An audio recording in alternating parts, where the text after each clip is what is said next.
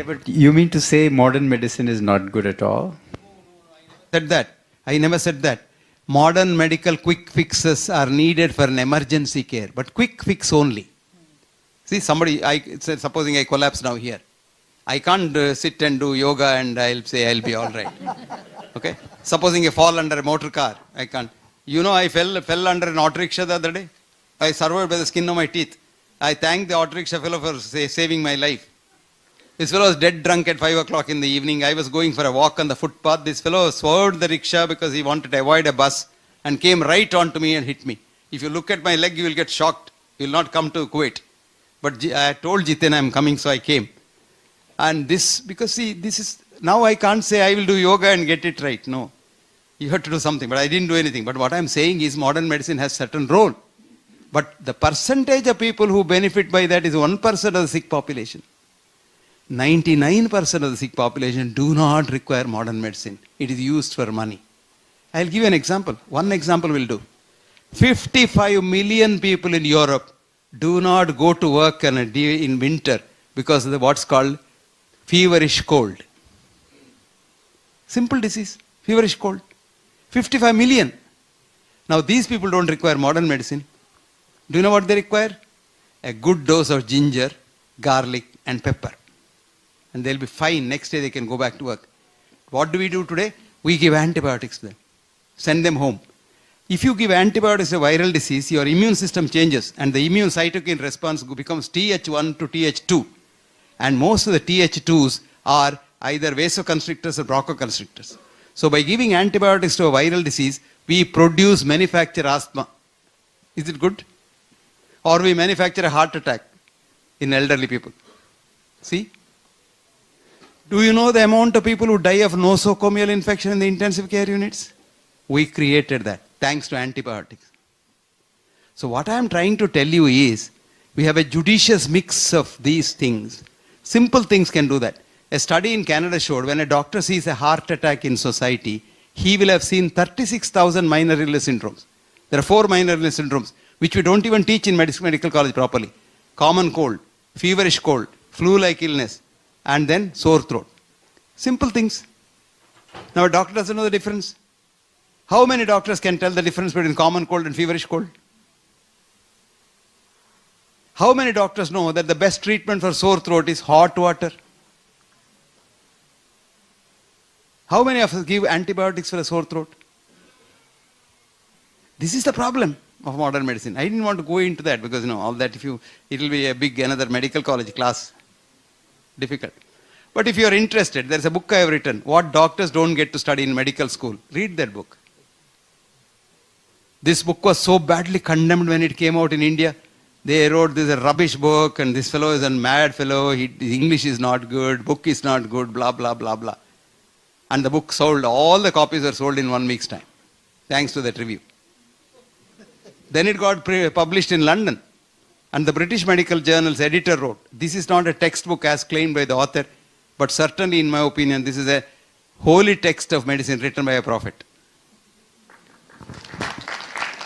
It is still going on in the 5th edition. And Amazon is making sometimes money. When it's short supply, they say $900 for it. It's 245 rupees in India. It is selling. So these things happen. This is how commercial things. So my son sells that book in America for the same, some $20 or something like that. And through Amazon he sells it. Is he a doctor? No. That's the good thing. My doctor daughters don't believe me. He's an engineer like you. Yes, sir. Thank you, doctor. Doctor, here. Dr. Hegde, thank you very much for your enlightening speech. I would like to ask you about. I'd like to ask you about antidepressants for a long time and their benefits, if any. And I know that you are. What a beautiful question. What a beautiful question. Yes. You couldn't have asked a better question. This is $1 million question. Thank you. Let me tell you something. When the mind is not in the brain, how can you treat depression with chemicals? Do you know what happens when you treat depression with chemicals? You become demented. And that's called Alzheimer's disease. One professor of neurology, psychiatry, in New York, this girl wrote a book. Her name is Grace Elizabeth Jackson. What's her name? Write down. Grace Elizabeth Jackson. And the book says, Dementia, a drug-induced crime on mankind. Dementia, a drug-induced crime on mankind. Okay? And this book is selling like hotcakes and she has made millions. But she has been dismissed as a professor of psychiatry in the New York University because of writing that book. Please read Grace Elizabeth Jackson's book and it will tell you it's a very nice book. It goes into the chemistry of it. I mean, when the mind is not there, the best treatment for depression is social support, behavioral therapy, group therapy. Patients come out of it. You know what happens when you take drugs for depression on a long-term basis? The patient commits suicide. One of the side effects of antidepressant drugs is it stimulates the brain to commit suicide. Now most of the crimes, even homicides, are due to taking antidepressant drugs. I won't go further into it. One example is Germanwings plane was taken down by the co-pilot because he was on a heavy dose of antidepressants. I mean, go on and on and on. But that's a beautiful question. As a matter of fact, there is no scientific basis for treating mental illnesses with chemical drugs. For mental illnesses, only psychotherapy. For a mind which is not at ease, another mind at ease must set it in ease. Not a chemical molecule. Yes, sir. Doctor, most of the people now suffer from the diabetic. No, that's not a wrong. That's a wrong statement. Incidence of diabetes genuinely has not gone up, but we are creating diabetes. So, for example, in his area, you give that chemical for depression. What is that called? Thallium. Huh? Produces diabetes. Our friend takes statin. 40% of statin taking patients become diabetics in 1 year. So are we not manufacturing a lot of diabetes? I mean, of course, we are producing obesity, which is one of the important causes of diabetes. Obesity is very rampant in the West. Even in this country, I see almost every other person is obese. If at all the person already got diabetic, what is the solution? Without medicine, whether they can cure? That is Very good question. Very good question. As a matter of fact, if you can control your diabetes without medicine, you will live 10 years longer than a non-diabetic. Did you know that? There's a study, beautiful study, Indian study, which shows that if you control your diabetes without drugs, diabetes can be easily controlled without drugs. Diet and exercise. Diet and exercise. 1 hour walking, 350 calories gone. 350 calories is 7 idlis. 1 idli is 50 calories, 7 idlis is 350 calories.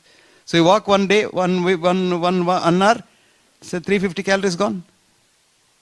It's like, bank balance. You put more money, put less money inside and spend more money, there's less balance. Are you an economist? You're a doctor? Chartered accountant. See, that's why I said that. How did I know you're a chartered accountant?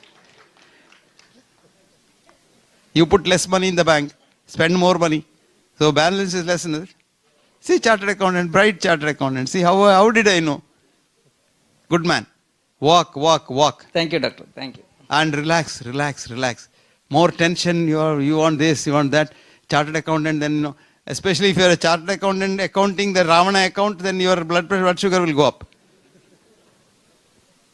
Hello, sir. Here. Yes, young lady. Huh? What about hyperlipidemia? What is the treatment you would suggest? Amma, there isn't anything called hyperlipidemia. The more lipid in the body, the better for you. You live longer. We created a myth called fat is bad for the heart. There isn't any basis for that. Now Americans are saying we are sorry for doing that.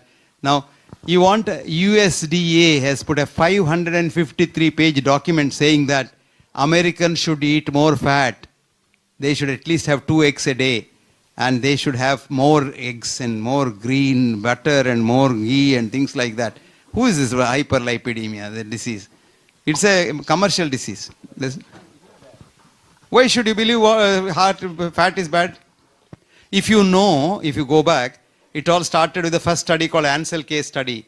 This man was given $100 million to study relation between fat and heart because already companies had drugs to lower fat. So this man created a study. He studied 22 countries and found there is no relationship at all. He can't write a no relationship having taken so much money.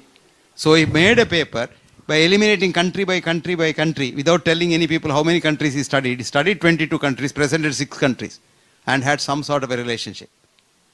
But there was this professor called John Yudkin in London in the 50s who had found out fat is very good for health and what was bad was sugar. So he wrote a book for you. You read that. You're an engineer, no? It's called Pure, White and Deadly.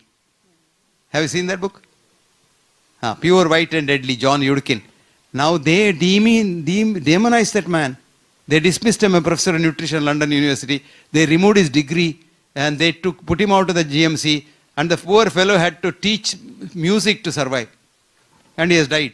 Now they say, oh yes, sugar lobby did this. And now it is found out, for your information sake as an engineer, the sugar lobby paid 3 Harvard scientists $50 million to create the fat myth. But luckily all those 3 are dead now, so they can't be prosecuted. You understand now? Now why do you believe that? So don't believe anything. Go into it. Don't you believe anything. Don't believe what I say. Find out for yourself. Don't believe what I say about bypass surgery. Go and find out yourself. Then you know.